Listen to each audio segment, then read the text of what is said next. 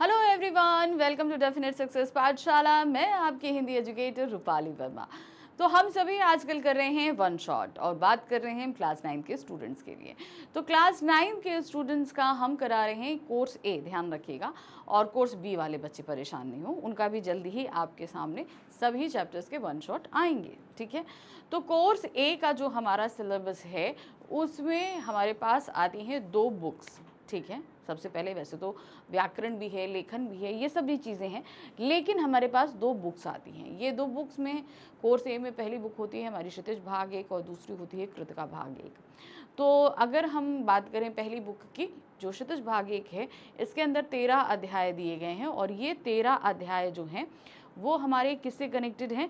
ये करीबन 13 अध्याय 2 पार्ट में डिवाइड किए गए हैं, ठीक है, समझ, 2 पार्ट में डिवाइड किए गए हैं। एक पार्ट है गद्य खंड, दूसरा है काव्य खंड। तो गद्य खंड में आपके 6 अध्याय हैं, जबकि काव्य खंड में आपके पास में आते हैं कितने अध्याय, करीबन 7 अध्याय, ठीक है। तो गद्य खंड के जितने भी अध्याय हैं उन सभी को हम आपको करा चुके हैं वन शॉट रिवीजन। अब हम आ चुके हैं अपने काव्य खंड में, ठीक है। तो काव्य खंड में हमारे पास में आते हैं 7 अध्याय। तो 7 में अभी तक हम 4 अध्यायों का वन शॉट रिवीजन करा चुके हैं। तो ये वन शॉट रिवीजन आपके जो इंटरनल एग्जाम्स होंगे, टेस्ट होंगे, इन सभी के लिए बहुत हेल्पफुल रहेंगे। इनको देखकर आप अपना रिवीजन कर सकते हो ईजिली, क्योंकि इसमें हम चैप्टर तो आपको बता रहे हैं, एक्सप्लेनेशन दे रहे हैं, साथ ही चीज़ें, और आपको कुछ क्वेश्चन आंसर्स भी करवा रहे हैं, ठीक है। तो जैसे कि हमने बात करी कि हमने आपको 4 अध्याय करा दिए। पहला हमारा काव्य खंड का अध्याय था कौन सा, कबीर जी की साखियाँ और सबद। दूसरा था ललित के वाक्य। तीसरा था रसखान जी के सवैये। और चौथा अध्याय था कैती और कोकिला। इन सभी के हम वन शॉट रिवीजन आपको करा चुके हैं। अब हमारे पास 7 अध्याय में से तो 4 चले गए, अब 3 अध्याय बचे हैं। 3 में से आज हम करा रहे हैं ग्रामश्री चैप्टर नंबर 11। फिर इसके बाद हमारे पास आएगा मेघाय, और उसके बाद हमारा चैप्टर है बच्चे काम पे जा रहे थे। तो ये अध्याय हमारे पास अभी बचे हैं। तो आज हम करने जा रहे हैं वन शॉट रिवीजन ग्राम श्री का, ठीक है। तो ग्राम श्री जो ये कविता है, ये एक तरीके से एक गांव को हमारे सामने रखती है। तो आप में से बहुत सारे लोग जो हैं, बच्चे जो हैं, वो गांव से बिलोंग करते होंगे। अगर आप लोग गांव में रहते हो तो आप लोगों ने गांव का माहौल देखा है, या आप लोग शहरों में रहते हो तो दादा दादी के यहाँ जाते होंगे गांव में तो देखा है, या कई बच्चे तो ऐसे होंगे जिन्हें कभी गांव देखा ही नहीं है, ठीक है, मैं मानती हूँ। तो आप लोगों ने जिन्होंने देखा है वो तो गांव से परिचित है, जिन्होंने नहीं देखा उनके लिए ये कविता एक तरीके से गांव का दर्शन है कि गांव कैसा होता है, उसकी सुबह कैसी होती है, दोपहर कैसी होती है, खेत खलियान, घर, रात, ये सब चीज़ों के बारे में यहाँ पर हम देखेंगे, ठीक है। तो चलिए शुरू करते हैं आज की ये कविता। हम कविता पढ़ेंगे और इसका हम लाइन वाइज आपको अर्थ समझाएंगे और जो है व्याख्या भी बताएंगे। कविता थोड़ी सी लंबी है, इसीलिए इसे हमने 7 काव्यांशों में विभक्त करके आपको समझाऊंगी मैं, ठीक है। चलिए देखते हैं। क्लास 9th हिंदी कोर्स से क्षितिज भाग 1 काव्य खंड है हमारा, और ये बुक का चैप्टर नंबर 11 है, जबकि काव्य खंड का चैप्टर नंबर 5 है, ठीक है। तो काव्य खंड हमारा अलग होता है, तो उसका 5वां अध्याय है, मगर पूरी बुक का हमारा 11वां अध्याय है। इसका वन शॉट रिवीजन है। तो मैंने कहा ना, कविता थोड़ी सी लंबी है, तो करीबन इसे 7 काव्यांशों में मैंने विभक्त किया है। तो पहला काव्यांश देखते हैं यहाँ क्या कहा जा रहा है। फैली खेतों में दूल तलक, मखमल की कोमल हरियाली, लिपटी जिससे रवि की किरणें, चांदी की सी उजली जाली, तिनकों के हरे हरे तन पर हिल हरित रुधिर है रहा झलक, श्यामल भूतल पर झुका हुआ नभ का चिर निर्मल नील फलक। तो अब यहाँ क्या कह रहे हैं, अब जब हम जाते हैं गांव तो हमें खेत सबसे पहले देखते हैं, तो वही चीज़ यहाँ बता रहे हैं कि फैली खेतों में दूर तलक, मखमल की कोमल सी हरियाली। यानी कि गांव में जाते ही हम जहाँ तरफ निगाह डालते हैं, चारों तरफ खेतों में फसल उगी हुई है और हरियाली है। मखमली हरियाली क्यों कहा गया, हरियाली इतनी कोमल लग रही है क्योंकि कहते हैं ना, जब सुबह के समय तुम जाओगे तो वो हरे हरे पत्ते आपकी आंखों में एक सुकून सा देते हैं, एक कोमलता देते हैं, तो इसीलिए इसे मखमल हरियाली कहा गया है, मखमली हरियाली। लिपटी जिससे रवि की किरणें, चांदी की सी उजली जाली। अब इससे क्या हो रहा है, इस मखमल हरियाली पर सूरज की किरणें पड़ रही हैं। सूरज की किरणें पड़ने से इस पूरी हरियाली के ऊपर एक रिफ्लेक्शन लेयर आ जाती है। हमेशा देखना, आप कभी भी जब ये हरियाली देख, कहीं पे भी हरापन देखते हो, तो सूरज की किरणें जब उसमें पड़ती हैं तो एक रिफ्लेक्शन होता है। उस रिफ्लेक्शन के कारण एक पतली सी वाइट परत आपको दूर से दिखाई देगी, जैसे लग रहा है एक वाइट सी पतली सी कोई चीज़ वहाँ पर है। तो उसको उन्होंने चांदी की जाली कहा है। वो जो एक रोशनी की परत उस हरियाली के ऊपर बन रही है, उसे लेखक ने, कवि ने क्या बोला है? मखमली जाली। तिनकों के हरे हरे तन पर हिल हरित रुधिर रहा है झलक। अब सुबह का समय है, तो रात में जो ओस पड़ी थी, वो ओस की बूंदें उन हरियाली के जो हरे हरे तिनके हैं ना, उनके ऊपर वो ओस की बूंदें हैं। ठीक है, अब ओस की बूंदें तो ट्रांसपेरेंट होती हैं, आप सभी को पता है। ओस की अगर किसी भी पत्ते के ऊपर या कहीं पे भी अगर ओस की बूंद जमी है तो वो तो ट्रांसपेरेंट होगी। अब हवा से जब वो पत्ते हिलते हैं तो वो पानी की बूंदें भी हिलती हैं। तो जैसे लग रहा है कि इन पेड़ों के अंदर से हरा हरा जो रक्त है वो संचार हो रहा है। क्या हो रहा है? हरा हरा रक्त बह रहा है, क्योंकि बहता हुआ से दिखाई देता है। जैसे भाई, जैसे पत्ता है, पत्ते के ऊपर बूंद है, अब ये कैसे करके हिलेगा तो क्या होगा? ये बूंद भी हिलती है। बूंद हिलने से क्या लगता है? उसके अंदर से हरापन झांक रहा है। हाँ, बूंद के अंदर से तो जैसे लगता है पेड़ों के अंदर जो है वो हरे रंग का जो रुधिर यानी कि रक्त जो है वो बह रहा है।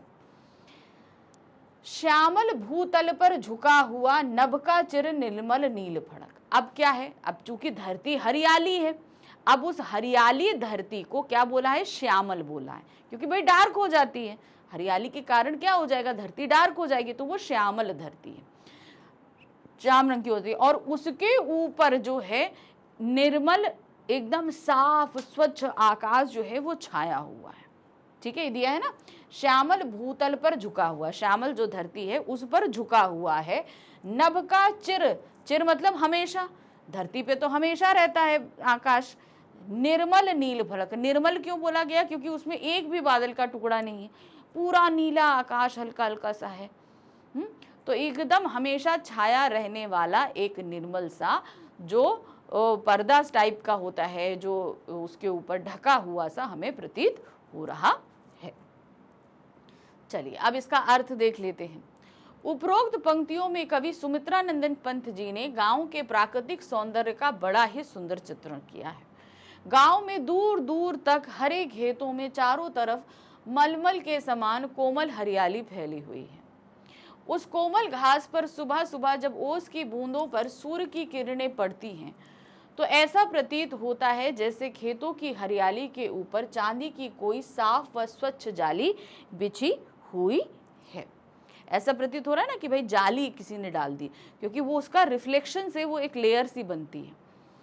हरे हरे तिनकों के हरे हरे शरीर पर जब हवा से हिलते हैं तब उसके हरे रंग पर रक्त मानो छलक पड़ता है। तो वो ओस की बूंदे क्या हैं? जैसे लगता है कि वे पेड़ों का रक्त हैं, वो हिल रहा है। कहने का तात्पर्य है कि तिनकों पर ठहरी हुई ओस की बूंदे पारदर्शी होने के कारण हरे रंग की दिखाई देती हैं, और जब तिनके हिलते हैं तो ऐसा लगता है कि उन तिनकों पर हरे रंग की ओस बूंदे उनका रक्त है जो हवा चलने से तिनकों से गिर रहा है।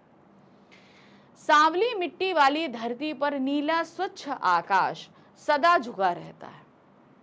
कहने का तात्पर्य है कि खेतों की हरियाली और स्वच्छ आकाश को देखने पर ऐसा प्रतीत होता है कि आकाश झुककर खेतों की हरियाली के ऊपर अपने नीले रंग के आंचल को बिछा रहा है। यानी कि वो आंचल जो है ना वो इस तरीके से फैला रहा है, उसको प्रोडक्शन जो दे रहा है वो इस तरीके से लगता है। चलिए दूसरा काव्यांश। रोमांचित सी लगती वसुधा आई जो गेहूं की बाली, अरहर सनई की सोने की किंकड़ियां हैं शोभा वाली, उड़ती भीनी तैलाक्य गंध फूली सरसों पीली पीली, लो हरित धरा से झांक रही नीलम की कली तीसी नीली। अब यहाँ पर क्या कह रहे हैं भाई? हम जब एक्साइटेड होते हैं, आपने देखा ना जब हमारे अंदर रोमांच आता है, थोड़ा एक्साइटमेंट आता है, तो हमारे जो है ये रोए खड़े हो जाते हैं, जिन्हें मोन गुस्स कहते हैं ना, तो ये क्या होता है, ये खड़े हो जाते हैं, होते हैं गूस बम्स आते हैं ना, जिसको आप बोलते हो गूस बम्स आए, तो वो हमारे रोए खड़े हो जाते हैं। अब धरती अगर एक्साइटेड होती है, अभी ये चीज़ उन्होंने कही है, कितना अच्छा सिमिलर किया, देखना क्या दिया है। जब जौ और गेहूं की बाली आती है ना, तो उसमें आपने जौ की बाली या गेहूं की बाली देखोगे ना, उसमें भी पतली पतली एक रेशे होते हैं, पतले पतले, बहुत पतले पतले, जैसे हमारे शरीर में बाल होते हैं ना, वैसे ही उनमें भी इस तरीके के बाल होते हैं।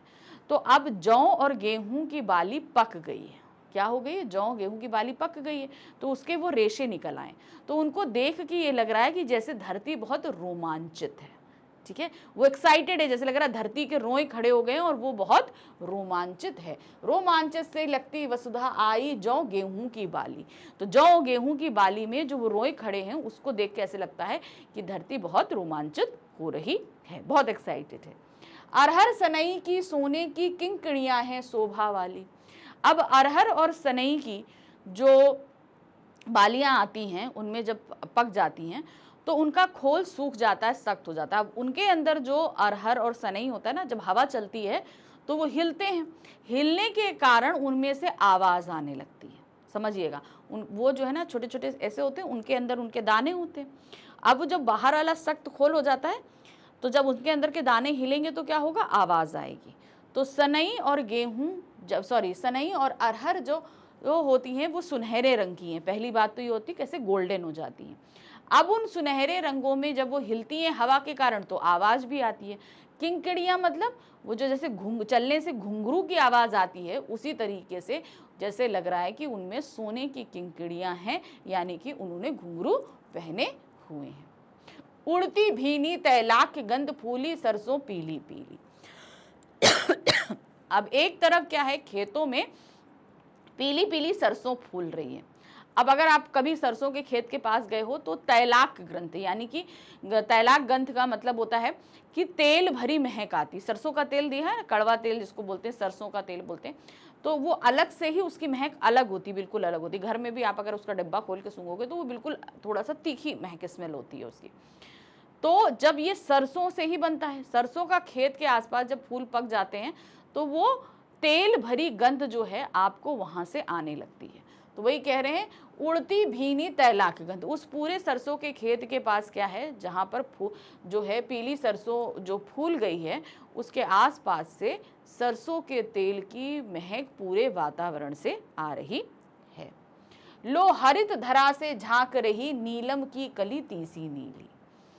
अब यहाँ पर क्या कह रहे हैं, अब इधर इन्होंने देखा तो हरी हरी धरती के बीच जो है तीसी का एक पौधा निकल आया। अब तीसी का फूल होता है नीले रंग का, इसीलिए उसको नीलम कहा गया है, ठीक है। कैसा होता है, नीलम की तरह होता है। तो उन्होंने बोला कि नीली हरी धरती पर जो है वो एक पौधा उगाया तीसी का, और उसमें नीले रंग का फूल खिला है। तो जैसे लग रहा है कि नीलम जड़ा हुआ है। अब उन्हें उसे एक जो है रत्न से कंपेयर कर दिया, जैसे लग रहा है उसमें नीलम जड़ा हुआ है, ऐसा प्रतीत हो रहा है। कवि कहता है कि धरती बहुत अधिक प्रसन्न लग रही है क्योंकि खेतों में जौ और गेहूं की फसल में बीज आ गए हैं, अर्थात जौ और गेहूं की फसल पक गई है। अरहर और सनई भी पकी फसलों पर पीले रंग के फूल किसी सोने की करधनी जैसे लग रहे हैं, जिसे देखकर ऐसा प्रतीत होता है जैसे धरती रूपी युवती ने कमर में करधनी पहनी हुई है, जिसके कारण उसकी सुंदरता और अधिक बढ़ गई है। सरसों के पीले फूलों के खिल जाने से हवा में तेल युक्त गंध बह रही है। अब फूल पक गए हैं, फसल पक गई है, तो वो तेल युक्त गंध जो है आसपास वातावरण में दिखाई दे रही है। हरे खेतों में कहीं कहीं खिले अलसी के नीले फूल नीलम रूपी रत्न के समान चमक रहे हैं, जो हरी भरी धरती की सुंदरता को बढ़ाने का काम कर रहे हैं। कहने का आश्रय यह है कि खेतों में गेहूं जौ की बालियां, अरहर और सनई की फलियां, सरसों के पीले फूल और अलसी की कलियां धरती का सौंदर्य बढ़ा रही हैं। तीसरा काव्यांश है, रंग रंग के फूलों से रिलमिल हंस रही सखियां मटर खड़ी, मखमली पेटियों सी लटकी झीमियां छिपाए बीज लड़ी, फिरती हैं रंग रंग की तितलियां रंग रंग के फूलों पर सुंदर, फूले फिरते हैं फूल स्वयं उड़ उड़ वृंतों से वृंतों पे। अब यहाँ पर क्या कह रहे हैं देखिए, रंग रंग के फूलों से रिलमिल, यानी कि चारों तरफ है अलग अलग रंगों के जो है फूल खिले हुए हैं, जो देखने में बहुत ही सुंदर लग रहे हैं, आपस में मिले जुले हुए से लग रहे हैं। हंस रही सखियां मटर खड़ी, अब क्या है, मटर का जो पेड़ है वो उसमें मटर की फलियां आ गई हैं, बड़ी बड़ी फलियां आ गई हैं और वो लटक रही हैं, भरी हुई हैं पूरी, और जैसे लग रहा है कि सखियां आपस में हंस हंस कर बातें कर रही हैं, इस तरीके से लग रहा है। मखमली पेटियों से लटकी झीमियां छिपाएं बीज लड़ी, अब वो जो मटर की फली लटक रही है उसमें से उनके दाने जो हैं वो दिखाई दे रहे हैं, तो जैसे लग रहा है पतला से वस्त्र में जो मटर की फलियों के जो पतले पतले वस्त्र हैं उनमें से वो मटर के दाने छलकते हुए से दिखाई दे रहे हैं, वो अपने अंदर वो मटर के दानों को छिपाए हुई हैं। फिरती है रंग रंग की तितलियां रंग रंग के फूलों पर सुंदर, अब चारों तरफ तो रंग बिरंगे के फूल खिले हुए हैं, अब उन रंग बिरंगे फूलों पर तरह तरह के रंग बिरंगी तितलियां जो हैं वो उड़ उड़ रही हैं। भाई तितलियों को फूल के ऊपर मंडराती हैं, तो वो एक फूल से दूसरे फूल पर उड़ उड़ कर जा रही हैं। उन रंग बिरंगे फूल, मतलब फूल भी रंग बिरंगे हैं और तितलियां भी बहुत ज्यादा रंग बिरंगी हैं। फूले फिरते फूल स्वयं, अब ये जो है ना ऐसा लग रहा है कि फूल बहुत ही खुश हैं, फूले दिया ना, फूले फिरते फूल स्वयं, यानी फूल अपने आप में बहुत प्रसन्न है, फूले होना यानी कि बहुत प्रसन्न है, और ऐसा प्रतीत हो रहा है कि उड़ उड़ कर वृंतों से वृंतों पे जा रहे हैं, जैसे लग रहा है अब फूलों रंग बिरंगे फूल हैं, उन पे रंग बिरंगी तितलियां हैं, तो ऐसा लग रहा है कि फूल खुद ही उड़ उड़ कर एक दूसरे फूलों पर जा रहे हैं, ये प्रतीत हो रहा है। क्यों? क्योंकि भाई रंग बिरंगे फूलों पर रंग बिरंगी तितलियां उड़ रही है। कवि कहता है कि विभिन्न रंगों के फूलों के बीच मटर की फसल जब हवा चलने पर हिलती है तो उन्हें देखकर ऐसा प्रतीत होता है जैसे सारी सखियां एक दूसरे से मिलकर हंसी मजाक कर रही हों। कोमल संदूकों के समान मटर की फलियां लटकी हुई हैं, अब उनके अंदर तो भाई मटर के दाने भरे हैं, तो उनको क्या बोला गया? संदूक बोला गया, जिनमें बीजों की लड़ियां छिपी हुई हैं। वसंत ऋतु आने पर हर जगह रंग बिरंगे फूलों पर रंग बिरंगी तितलियां मंडरा रही हैं, अर्थात तितलियां एक फूल से दूसरे फूल पर उड़ उड़ कर जाती हैं। हवा चलने पर लहलाते फूल को देखकर ऐसा प्रतीत होता है जैसे अपनी प्रसन्नता व्यक्त करने के लिए फूल स्वयं उड़ उड़कर दूसरे फूलों के डंठलों से गले मिल रहे हैं, तो फूलों से वो हिल भी रहे हैं और तितलियां भी उड़ रही, तो जैसे लग रहा है कि एक फूल जो है दूसरे फूल से गले मिल रहा है। चौथा काव्यांश है यहाँ पर, अब रजत स्वर्ण मंजरियों से लद गई आम्र तरु की डाली, झर रहे ढाक पीपल के दल हो उठी कोकिला मतवाली, मैके कटहल मुलकित जामुन जंगल में झर भेली फूली, फूले आड़ू नींबू दामिड़ आलू गोभी बैगन मूली। तो यहाँ पर उन्होंने चारों तरफ जो जो चीजें लगी हैं सब कवि ने बता दी हैं। क्या कह रहे हैं? अब रजत स्वर्ण मंजरियों से लद गई आम्र तलु की डाली। अब जब वसंत ऋतु आती है ना, तो वसंत ऋतु के आते ही जो आम के पेड़ों पे मंजरियां आ जाती हैं, है ना। मंजरियां आने का मतलब होता है कि भाई तभी तो गर्मियों में आम आएंगे उन पेड़ों में, तो अब उनमें क्या हो गया है, मंजरियां आ गई हैं। अब इन मंजरियों के आने से क्या हुआ कि कहीं तो वो सोने जैसी लग रही हैं, यानी कहीं कहीं पीली पीली लग रही हैं और कहीं कहीं वो सफ़ेद लग रही हैं, तो कवि ने उसे सोना और चांदी, यानी कि देखो रजत और स्वर्ण, रजत मतलब क्या हुआ, चांदी, स्वर्ण मतलब क्या हुआ, सोना। तो वो मंजरियां देखने में कहीं सफ़ेद हैं कहीं पीली हैं, तो वो सोने और चांदी जैसी मंजरियां जो हैं, इन मंजरियों से आम के सारे पेड़ लद चुके हैं। झर रहे ढाक पीपल के दल, बसंत में जो है ढाक का पेड़ और पीपल के पेड़ के पत्ते गिर जाते हैं, ठीक है। तो इनके जो पत्ते हैं, दल मतलब क्या होता है, पत्ते जो हैं वो गिर रहे हैं। हो उठी कोकिला मतवाली, अब बसंत ऋतु तो जो है ऋतुओं का राजा होता है, चारों तरफ वातावरण बहुत ही मनमोहक होता है, तो इसमें कोकिला भी जो है वो बहुत मतवाली हो जाती है, यानी कि बहुत कूकती है, बहुत प्रसन्न होती है। अब महके कटहल मुल्कित जामुन, अब बाकी और भी चीजें बता रहे हैं कि भाई अब कटहल में भी बीज आने लगे हैं। अब गर्मियों में कटहल आता है, कटहल जो मोस्टली कब आता है, गर्मियों में आता है, तो बसंत ऋतु में इनमें बीज पड़ जाते हैं और धीरे धीरे बड़े होते हैं। तो वो आप अगर किसी कटहल के पेड़ के पास के जाओगे तो उसकी महक आनी शुरू हो जाती कटहल की, तो कटहल महक रहा है। और जामुन जो है उनमें भी, जामुन के पेड़ों में जामुन आ गए हैं। जंगल में झरभेरी झूली है, झरबेली के जो पेड़ होते हैं उसमें झरबेरी लगाई है। फूले आड़ू, अब देखो क्या है, आड़ू उगाया है, नींबू है, दामिड़, दामिड़ का मतलब क्या होता है यहाँ पर, अनार, आलू, गोभी, बैगन, मूली, ये सभी जो है खेतों में उग आए हैं।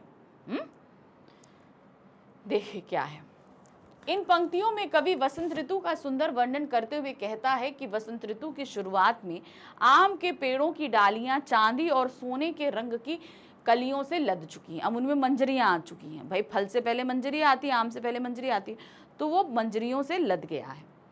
पतझड़ के कारण पलाश और पीपड़ के पेड़ की पत्तियां झड़ रही हैं, ठीक है, तो क्या हो रहा है कि इनके पत्ते झड़ रहे हैं।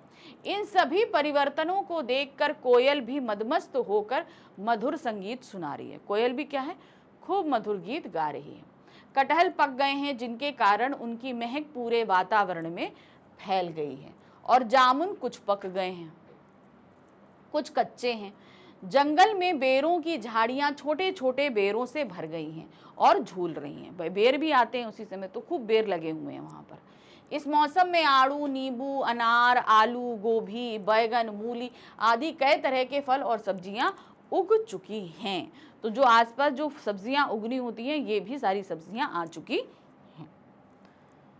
काव्यांश संख्या 5 है। यहाँ क्या दिया गया है, पीले मीठे अमरूदों में अब लाल लाल चत्तियां पड़ी, पक गए सुनहरे मधुर बेर, आंवली की तरु की डाल जड़ी, लहक लहक पालक महक महक धनिया, लौकी और सेम फली फैली, मखमली टमाटर हुए लाल, मिर्चों की बड़ी हरी थैली।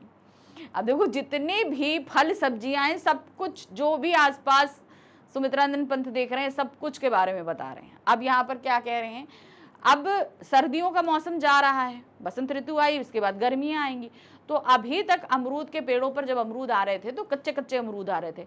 अब मौसम क्या है, अमरूद पक गए, उन पे लाल लाल चित्तियां पड़ गई हैं, ठीक है, क्योंकि अब जो है वो क्या होता है, अमरूद का सीजन जाने वाला होता है। तो अब वो कह रहे हैं भाई पीले मीठे अमरूदों में अब लाल लाल चित्तियां पड़ गई हैं, यानी कि अमरूद अब पक गए हैं। पक गए सुनहरे मधुर बेर, अब वो जो बेर जो उग रहे थे, भाई अभी तो बेरियों के बारे में बताया, झरबेरियों के, बेर के भी झाड़ होते हैं, वो भी बेर जो हैं अब पक गए हैं। क्योंकि बसंत ऋतु में आप देखेंगे जब शिवरात्रि आती है ना, तो शिवरात्रि में भी वो बेर चढ़ते हैं, तो तब तक वो बेर पक जाते हैं, तो वो बेर भी पक गए हैं। अब लहक लहक पालक, जहाँ पालक बोई है लहलहा रही है, खूब अच्छी से पालक लहला रही है, और जहाँ धनिया लगी है खूब धनिया की महक वातावरण में फैली हुई, महक महक धनिया, यानी कि चारों तरफ वातावरण में धनिया की जो महक है वो फैली हुई है। लौकी और सेम फली फैली, अब लौकी और सेम जो है वो बेल होती है, अब इनकी जो बेलें हैं वो चारों तरफ फैल चुकी हैं, अब इनमें भी फल आएंगे, है ना, वो क्या है, चारों तरफ फैल गई हैं। मखमली टमाटर हुए लाल, वो जो कोमल कोमल हरे हरे टमाटर थे वो भी क्या है, अब पककर लाल हो गए हैं। मिर्चों की बड़ी हरी थैली, अब मिर्चों की जो थैली थी वो क्या हुई, मिर्चे भी खूब भर गए हैं, पेड़ों में खूब मिर्चे लगे हुए हैं, तो जैसे लग रहा है कि थैली भर भर के मिर्चे उगे हुए हैं। आपने कभी अगर मिर्चे देखे हो ना हरे हरे, तो आप देखना कि जब मिर्चे आते हैं तो पूरे पेड़ से पत्ते, जैसे लगता पत्ते दिखते नहीं है, सिर्फ हरी हरी वो मिर्चियां ही लटकी हुई दिखती हैं। तो चारों तरफ वो मिर्चियों की हरी थैली भरी दिखाई दे रही है। अर्थ क्या है देखिए, कवि कहता है कि वसंत ऋतु आने के कारण पीले और मीठे अमरूद पक चुके हैं और उन पर लाल लाल निशान या दाग भी दिखाई दे रहे हैं, अर्थात अमरूद पककर मीठे हो चुके हैं, बेर भी पककर सुनहरे रंग के हो गए हैं। छोटे छोटे आंवलों के कारण पेड़ की पूरी डाल ऐसी लदी हुई है जैसे किसी गहने में मोती हो। अब आंवला जब झट पकड़ता है ना तो डालियों पर ऐसे ऐसे करके उगाता है, तो जैसे लगता है उनके ऊपर रत्न जड़ गए हैं, तो इस तरीके से लग रहा है। पालक की फसल पूरे खेत में लहलहा रही है, चारों तरफ हरे हरे पालक फैली हुई है और धनिये की सुगंध तो भी पूरे वातावरण में फैली हुई है। लौकी और सेम की बेलें भी खेतों में फैल गई हैं। मखमल की तरह कोमल टमाटर भी पककर लाल हो गए हैं और हरी मिर्चों के गुच्छे किसी बड़ी हरी थैली की तरह लग रहे हैं। तो उनके गुच्छे जैसे लग रहा है कि भाई खूब मिर्ची लगी हुई है, इस तरीके से एकदम गुच्छे गुच्छे गुच्छे गुच्छे मिर्चे जो हैं उसमें उगे हुए हैं। काव्यांश संख्या 6 है। यहाँ पर क्या है देखिए, बालू के सांपों से अंकित गंगा की सतरंगी रेती, सुंदर लगती सरपत छाई तट पर तरबूजों की खेती, अंगुली की कंघी से बगुले कलगी संवारते हैं कोई, तिरते जल में सुरखाब पुलिन पर मगरैठी रहती सोई। अब क्या है यहाँ पर, चलिए देखते हैं। अब इन्होंने देखो खेतों की सुंदरता बता दी, अब पास में ही गंगा नदी बह रही है। अब उस गंगा नदी के किनारे का वर्णन ये कर रहे हैं। क्या कह रहे हैं, बालू की सांपों से अंकित गंगा की सतरंगी रेती। अब गंगा नदी जब बहती है तो गंगा नदी में किनारे किनारे रेत जो होती है ना, वो क्या होती है, जैसे लगता है ऐसे ऐसे करके उसमें ऐसे करके निशान बने होते हैं। आपने देखा है ना कभी नदी के किनारे जो बालू वगैरह रहती है तो उसमें ऐसे करके निशान बने होते हैं, तो जैसे लगता है यहाँ से अभी कोई सांप गुजरा है, इस तरीके से प्रतीत होता है। और जब उस पर धूप पड़ती है तो वो रेत जो है वो 7 रंग में चमकने लगी है। तो गंगा की जो रेत के गंगा के किनारे उसे जैसे लग रहा है जो आड़ी तिरछी रेखाएं सी बनी है, जैसे लग रहा है यहाँ से अभी कोई सांप गुजरा है और उसकी रेत जो है वो सतरंगी सी चमक रही है। सुंदर लगती सरपत छाई तट पर तरबूजों की खेती। अब गंगा नदी के किनारे क्या है, पानी उतर जाता है तो वहां पर तरबूज बोए जाते हैं, तो चारों तरफ जो है खेत, वहां पर किनारे किनारे जो तरबूज उगे हुए हैं वो देखकर बहुत ही सुंदर प्रतीत हो रहे हैं। अब वहीं पर बगुले भी हैं, तो क्या है, अंगुली की कंघी से बगुले कलगी संवारते हैं कोई। अब बगुले क्या है, अपने पंजे से अपनी कलगी बार बार ऐसे लग रहा है कि एक पंज अंगुली रूपी कंघी है जिससे वो अपनी कलगी को ऐसे ऐसे करके संवार रहे हैं, ऐसा प्रतीत हो रहा है नदी के किनारे खड़े हुए। तिरते जल में सुरखाब। अब सुरखाब क्या, यानी कि मछलियां हैं वहां पर, सुरखाब जो हैं वो हैं और बत्तख हैं, वो सब वहां पर तैर रहे हैं। पुलिन पर यानी कि किनारे जो छोटी छोटी पुलियां हैं उन पर मगरैठी है सोई, मगरमच्छ जो हैं वो बैठे हुए सोए हुए से आराम कर रहे हैं। अर्थ क्या है देखिए, कवि के अनुसार गंगा के किनारे की रेत पर लहरों के निशान इस प्रकार दिखाई दे रहे हैं जैसे बालू पर कई सांप अपने निशान छोड़ गए हों। किनारे किनारे जो सांप ऐसे टेढ़े बने होते ना, जैसे लग रहा है सांप अपने यहाँ से सांप गुजर के गया और पीछे उसके निशान पड़े हुए हैं, अर्थात कई सांप उस रेत पर से गए हों। उस रेत पर पड़ती सूर्य की किरणों के कारण वह रेत इंद्रधनुषी के 7 रंगों के समान सतरंगी नजर आ रही है। गंगा के तट पर बिछी घास और तरबूजों की खेती बहुत ही सुंदर दिखाई दे रही है। गंगा के तट पर बगुले अपने पंजों से कलगी को ऐसे संवार रहे हैं मानो वे कंघी कर रहे हों। चाक्रवाक या चकवा पक्षी जल में तैर रहे हैं। सुरखाब मतलब मैंने बताया ना बत्तख हैं और ये सब चीजें जो हैं वो क्या हो रहे हैं, पानी में तैर रहे हैं।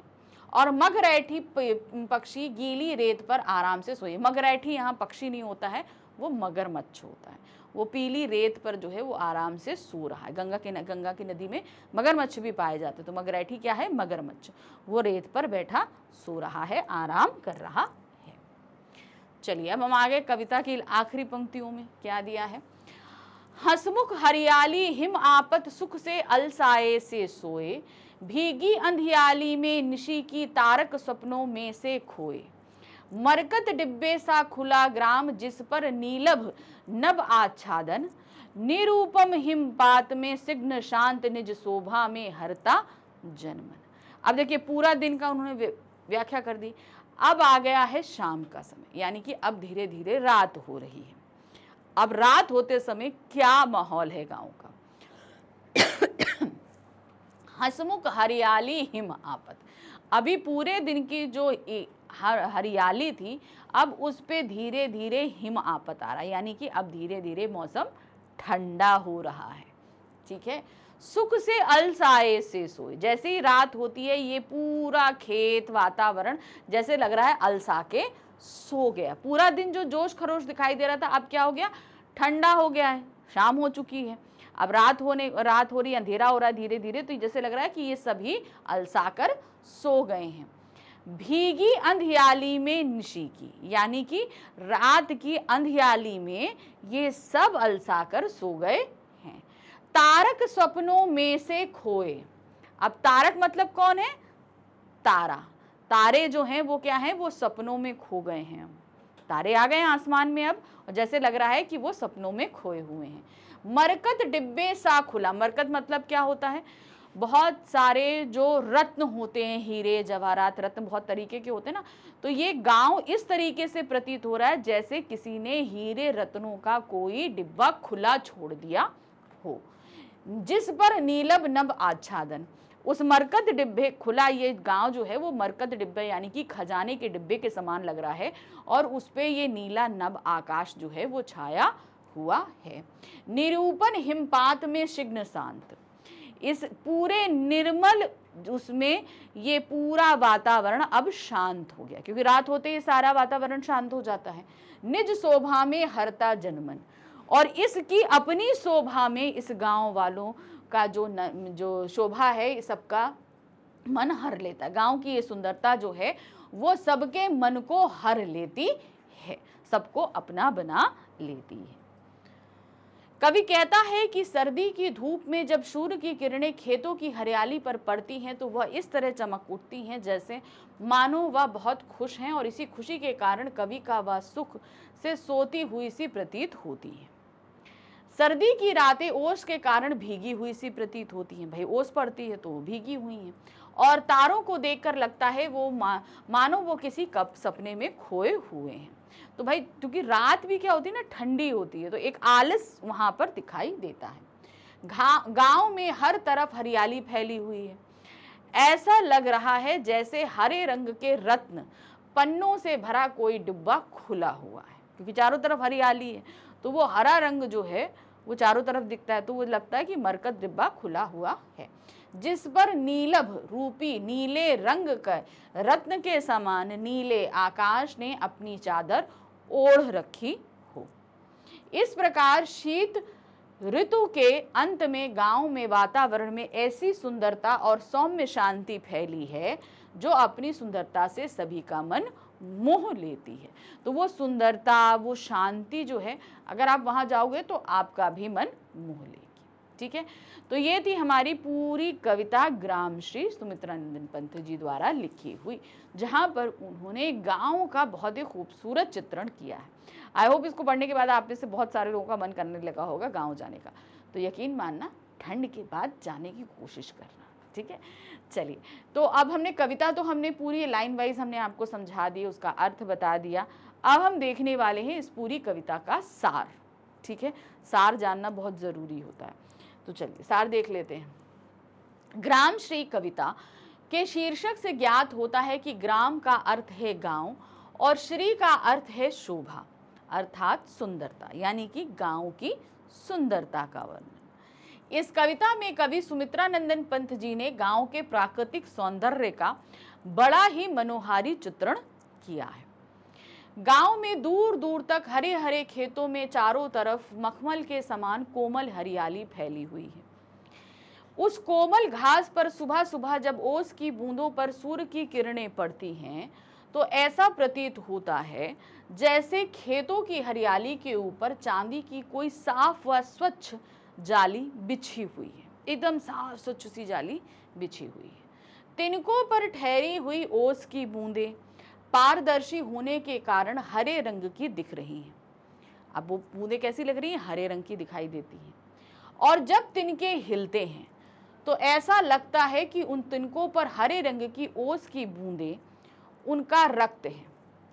ठीक है। अब वो जैसे स्टार्टिंग में हमने बताया था ना कि जब वो बूंदें पड़ी हुई तो जैसे जब वो हिलती हैं तो जैसे लगता है क्या है, वो हरे रंग का रक्त या खून है। खेतों की हरियाली और स्वच्छ आकाश को देखने पर ऐसा प्रतीत होता है कि आकाश झुककर खेतों की हरियाली के ऊपर अपने नीले रंग के आंचल को बिछा रहा है। खेतों में गेहूं, जौ की बालियां, अरहर और सनई की फलियां, सरसों के पीले फूल और अलसी की कलियां धरती का सौंदर्य बढ़ा रही हैं। क्या कर रही हैं? वो धरती के सौंदर्य को बढ़ा रही हैं। विभिन्न रंगों के फूलों के बीच मटर की फसल जब हवा चलने से हिलती है तो उन्हें देखकर ऐसा प्रतीत होता है जैसे सारी सखियां एक दूसरे से मिलकर हंसी मजाक कर रही हैं। अब जैसे होता है ना, खूब सारे फलियां लटकी होती हैं, जैसे लगता है कि आपस में मिल रही हैं और हंसी मजाक हो रहा है। कोमल संदूकों के सामान मटर की फलियां लटकी हुई जिनमें बीजों की लड़ियां छिपी हुई हैं, क्योंकि देखिए जब मटर के अंदर बीज होते हैं ना तो वो बाहर से भी दिखाई देते हैं, उभरे उभरे से दिखते हैं ना, तो वो जैसे लग रहा है कि उनके अंदर बीज छिपे हुए हैं। बसंत ऋतु आने पर हर जगह रंग बिरंगे फूलों पर रंग बिरंगी तितलियां मंडराती हैं। बसंत ऋतु की शुरुआत में आम के पेड़ों की डालियां चांदी और सोने के रंग की कलियों से लद जाती हैं। आम के पेड़ों पर क्या आ जाती हैं? मंजरियां आ जाती हैं। तो कहीं सफेद हैं, कहीं पीली हैं, तो वो सोने और चांदी सी प्रतीत होती हैं। पतझड़ के कारण पलाश और पीपल के पेड़ों की पत्तियां झड़ रही हैं। इन सभी परिवर्तनों को देखकर कोयल भी मदमस्त होकर मधुर गीत सुना रही है। कटहल पक गए हैं और जामुन कुछ पक गए हैं और कुछ कच्चे हैं। जंगल में बेरों की झाड़ियां छोटे छोटे बेरों से भर गई हैं और झूल रही हैं। इस मौसम में आड़ू, नींबू, अनार, आलू, गोभी, बैगन, मूली आदि कई तरह के फल और सब्जियां उग चुकी हैं। बसंत ऋतु में अमरूद पककर मीठे हो चुके हैं। बेर भी पककर सुनहरे रंग के हो गए हैं। छोटे छोटे आंवलों के कारण पेड़ की पूरी डाल ऐसी लदी हुई है जैसे किसी गहने में मोती जड़े हों। तो होता ना, वो जो आंवले होते हैं ना, आपने देखे ना कि हल्के से थोड़े थोड़े ट्रांसपेरेंट होते हैं, तो उनको आप अगर बिना चित्ती वगैरह के देखो तो जैसे लगता है कोई रत्न टाइप का है ना, तो जैसे लग रहा है कि वो रत्न जड़े हुए हैं। पालक की फसल पूरे खेत में लहलहा रही है। जब पालक ऐसे भी हरी हरी होती है, बहुत कोमल कोमल सी होती है, और धनिये की सुगंध तो भी पूरे वातावरण में फैली हुई है। लौकी और सेम की बेलें भी खेतों में फैल गई हैं। मखमल की तरह कोमल टमाटर भी पककर लाल हो गए हैं और हरी मिर्चों के गुच्छे किसी बड़ी हरी थैली की तरह लग रहे हैं। गंगा के किनारे की रेत पर लहरों के निशान इस प्रकार दिखाई दे रहे हैं जैसे बालू पर कई सांपों ने अपने निशान छोड़ दिए हों। उस खेत पर पड़ती सूर्य की किरणों के कारण वह रेत इंद्रधनुष के 7 रंगों के समान सतरंगी नजर आ रही। वो रिफ्लेक्शन से होती भाई पड़ेगी तो वो 7 रंग उसमें से उभर कर आने लगते हैं। गंगा के तट पर बिछी घास और तरबूजों की खेती बहुत ही सुंदर दिखाई देती है। गंगा के तट पर बगुले अपने पंजों से कलगी को ऐसे संवार रहे हैं मानो वे कंघी कर रहे हो। अपने पंजों से ऐसे करके संवार रहे हैं तो जैसे लग रहा है कि वो कंघी कर रहे हैं। चक्रवाक या चकवा पक्षी जल में तैर रहे हैं और मगरैटी पक्षी गीले रेते पर आराम से सोई हुई है। सर्दी की धूप में जब सूर्य की किरणें खेतों की हरियाली पर पड़ती है तो वह इस तरह चमक उठती है मानो वह बहुत खुश है। सर्दी की रातें ओस के कारण भीगी हुई सी प्रतीत होती हैं और तारों को देखकर लगता है मानो वो किसी सपने में खोए हुए हैं। गांव में हर तरफ हरियाली फैली हुई है। ऐसा लग रहा है जैसे हरे रंग के रत्न पन्नों से भरा कोई डिब्बा खुला है। मरकत का डिब्बा बताया गया ना, तो वो जैसे लग रहा है हरे रंग का जो मरकत का डिब्बा है वो खुला हुआ है, जिस पर नीलम रूपी नीले रंग के रत्न के समान नीले आकाश ने अपनी चादर ओढ़ा रखी है। इस प्रकार शीत ऋतु के अंत में गांव के वातावरण में ऐसी सुंदरता व सौम्य शांति फैली हुई है जो अपनी सुंदरता से सभी का मन मोह रही है। वो सभी को अपनी तरफ मोह रही। हमको भी जाहिर सी बात है, ये वातावरण देखेंगे तो सुंदरता तो अच्छे से प्रतीत होगी।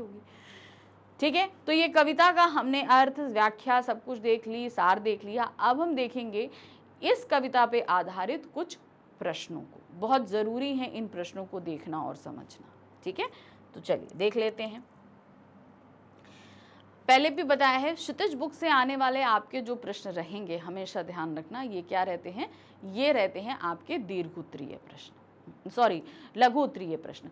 क्योंकि आपके जो एग्जाम्स, जो भी आपके इंटरनल एग्जाम या टेस्ट आपके पूछे जाएंगे तो वो सीबीएसई के पैटर्न के अकॉर्डिंग ही पूछे जाते हैं।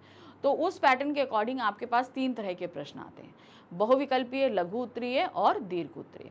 तो बहुविकल्पीय आपके क्षितिज बुक से ही सिर्फ पूछे जाएंगे, कृतिका से नहीं पूछे जाएंगे। लघु उत्तरीय भी सिर्फ क्षितिज से पूछे जाएंगे, कृतिका से नहीं पूछे जाएंगे। और दीर्घ उत्तरीय प्रश्न जो है वो सिर्फ कृतिका से पूछे जाएंगे, क्षितिज से नहीं पूछे जाते हैं, ठीक है। तो कृतिका में आपके पास सिर्फ 3 अध्याय हैं, उन्हीं में से आपके पास में दीर्घ उत्तरीय प्रश्न आने वाले हैं, ठीक है। अब ये जो लघु उत्तरीय प्रश्न पूछे जाएंगे आपसे, अब इनके उत्तर आपको कितने में लिखने, इनके उत्तर आपको लिखने हैं 25 से 30 शब्दों में। ज़्यादा बड़े आंसर्स इनके आपको नहीं देने हैं, ठीक है। चलिए देखिए क्या है। तिनकों के हरे हरे तन पर हिल हरित रुधिर है रहा झलक, इससे कवि का क्या आश्रय है। तो तिनकों पर पड़े हुए ओस की बूंदें हैं और जब वो हवा से हिलती हैं तो ऐसा प्रतीत होता है मानो ये जीवित हैं और उनसे जो है रुधिर बह रहा, यानी कि उनकी नसों में जो है खून प्रवाहित हो रहा है। प्रातः काल हरी घास पर पड़ी ओस की बूंदों को देखकर ऐसा प्रतीत होता है कि तिनकों के हरे शरीर पर हरे रंग का रुधिर हिल रहा है। ओस की बूंदों का जल स्वच्छ और पारदर्शी होने के कारण तिनकों पर पड़ा हुआ हरा दिखाई देता है। अब चूंकि वो ट्रांसपेरेंट होता है, अगर वो लाल पे गिरेगा तो लाल दिखेगा, भाई हरे पर गिरा हुआ है तो हरा ही दिखाई देगा। भाई वो जो बूंद है ओस की वो कैसी दिखाई देगी, वो हरी दिखाई देगी, तो वह दिख रही है। कवि कल्पना में हरे रंग का रुधिर उनमें प्रवाहित हो रहा है, तो ऐसा दिख लग रहा है भाई हरे हैं तो उनके अंदर क्या है, हरे रंग का खून बह रहा है, ऐसा प्रतीत होता है। प्रश्न संख्या 2 है, तितलियों से वातावरण की शोभा कैसे बढ़ रही है, कविता के आधार पर लिखिए। अब चारों तरफ जो है रंग बिरंगे फूल खिले हुए हैं, अब उनके ऊपर रंग बिरंगी जो हैं वो तितलियां मंडरा रही, जैसे लग रहा है फूल खुद उड़ उड़ कर जो है दूसरे फूलों पर जा रहे हैं। बसंत ऋतु के आगमन पर बाग बगीचों और खेतों में फूल खिल जाते हैं। उन रंग बिरंगे फूलों पर पराग आकर्षण के कारण तितलियां मंडराती हैं, क्या है ना, तितलियां मंडराती हैं। तितलियां भी रंग बिरंगी होती हैं, वे एक फूल से दूसरे फूल पर मंडराती हुई ऐसी प्रतीत होती हैं कि मानो खिले हुए फूल एक वृंत से दूसरे वृंत पर जा रहे हैं। अब फूल हैं, अब फूल पे तितलियां हैं, इस फूल से उस फूल पे गई तो जैसे लग रहा है ये फूल उड़ गया फिर दूसरे फूल पे जा बैठा है, इस तरीके से वो प्रतीत होता है।